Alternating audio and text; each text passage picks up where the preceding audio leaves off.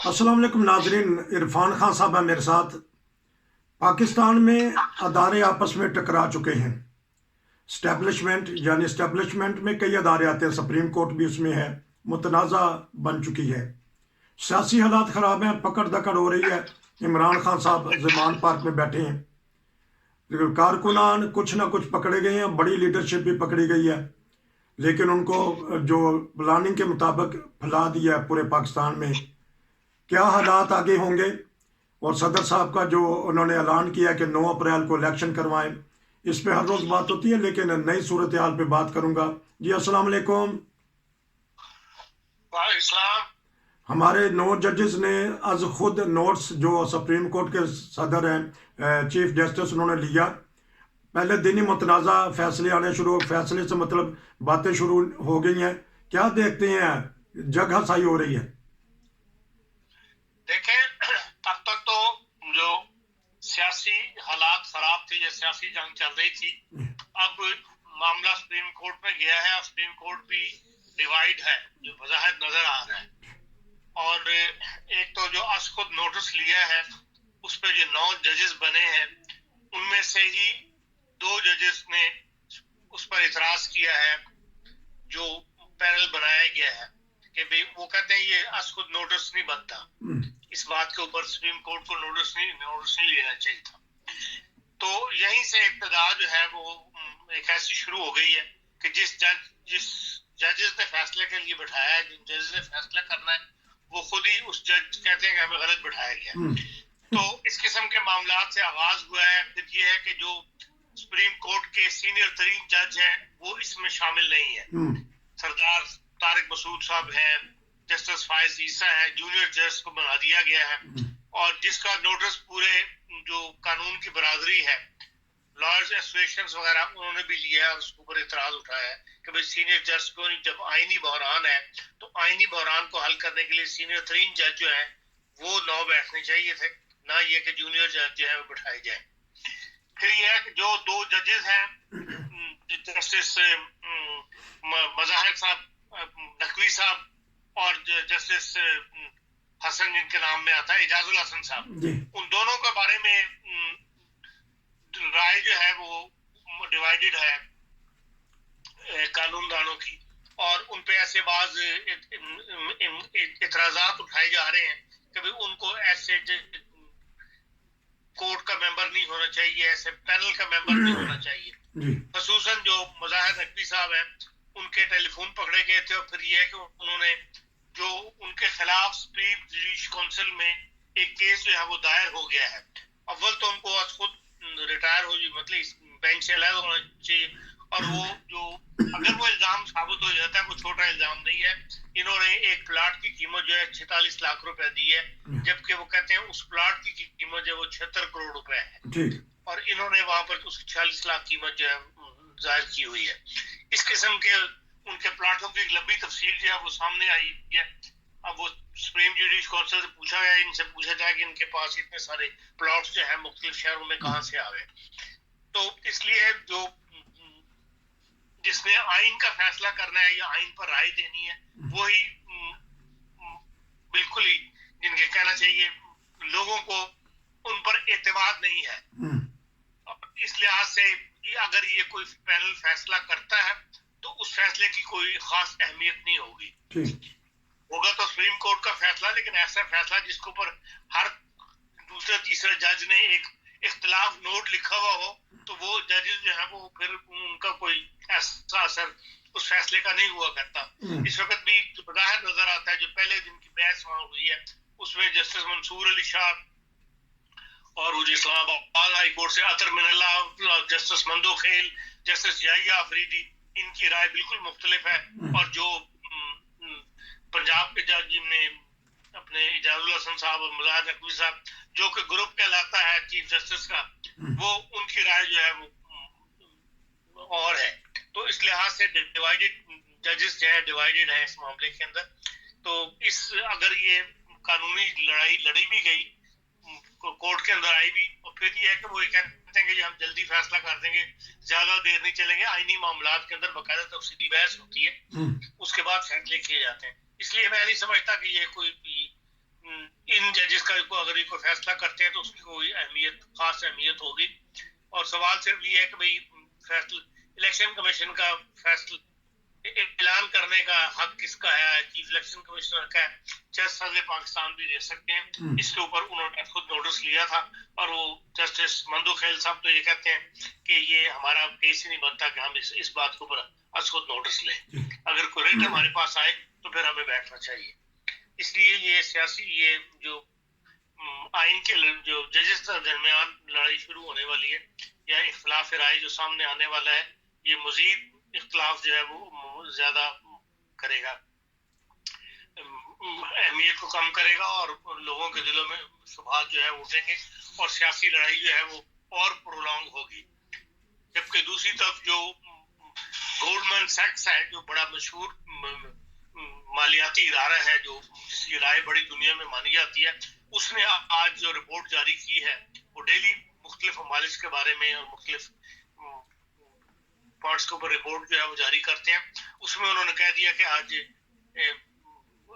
Red line جو ہے وہ انہوں نے جاری کی ہے تمام بڑے بڑے کمپنیز کو، بعض بڑے بڑے بینکوں کو یہ وارننگ دی ہے کہ پاکستان کی صورتحال جو ہے وہ بڑی ڈاؤن ہے اور 48 سال کے اندر کبھی بھی اتنا انفیکشن نہیں ہوا جتنا اس وقت پاکستان میں اس وقت موجود ہے اور یہ مزید بڑھے گا. اس لیے 3 ہفتے کے بعد پاکستان کہاں کھڑا ہوگا وہ کہتے ہیں یہ کچھ نہیں کہا جا سکتا. اس لیے کہ اس وقت پاکستان کے پاس صرف 3 ہفتے کا جو ریزرو ہے فارن ایکسچینج وہ ہے. اس کے بعد کمپنیاں ان کے ساتھ ڈیل کرنے میں محتاط ہو جائیں. ایک اس قسم کی وعدے اس نے دی ہے انٹرنیشنل کو. تو یہ دیکھ لیں یہ صورتحال ہے.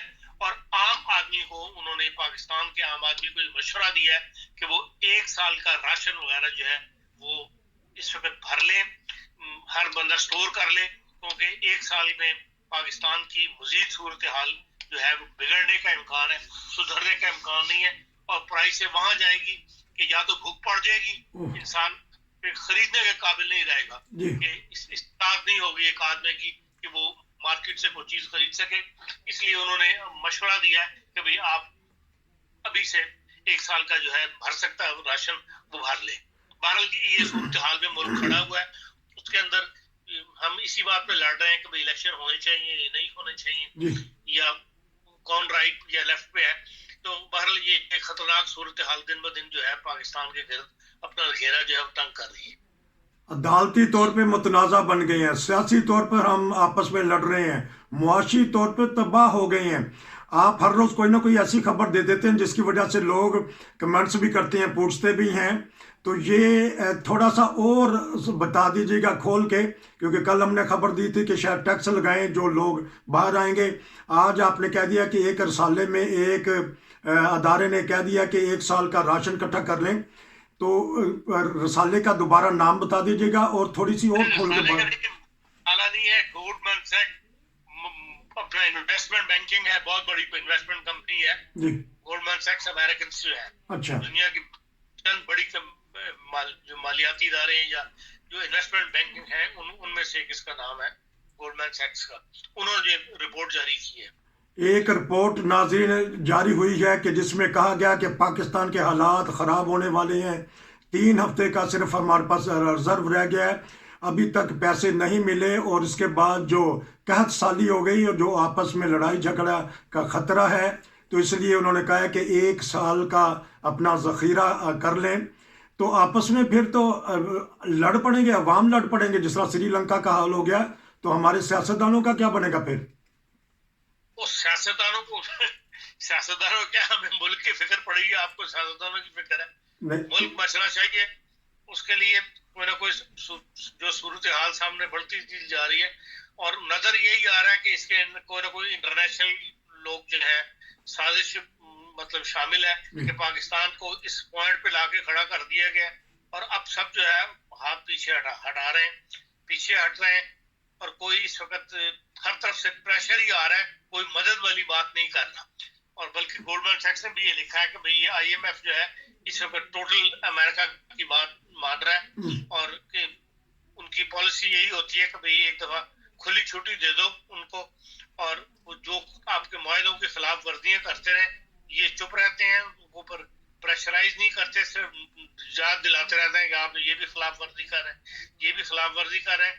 और फिर जब उन्होंने तंग करना होता है, उस मुल्क को ऊपर हाथ डालना होता है, उसकी गर्दन दबोचनी होती है, उस वक्त वो ये बातें सारी निकाल के सामने ले आते हैं कि आपने ये भी खिलाफ वर्जी की है, ये भी खिलाफ वर्जी की है, हम आपसे पीछे हट रहे हैं। वो कहते हैं यही सिचुएशन इस वक्त पाकिस्तान के साथ है कि पाकिस्तान के जितनी भी हुकूमतें रही हैं, किसी ने भी IMF के साथ जो मुआहदा करते हैं वो 100% पूरा नहीं किया, और हर एक ने कोई ना कोई बीच में डंडी मारती रही और IMF इनको तवज्जो दिलाता रहा। लेकिन अब ऐसा पॉइंट आ गया जबकि पाकिस्तान के पास फॉरेन एक्सचेंज खत्म है तो IMF भी पीछे हट रहा है, और वो कहता है अब वो बातें सामने लाना शुरू हो गया कि जी आपने ये भी किया, आपने ये भी खिलाफ वर्जी की, हमने ये मुआहदा किया था, आपने वो पूरा नहीं किया।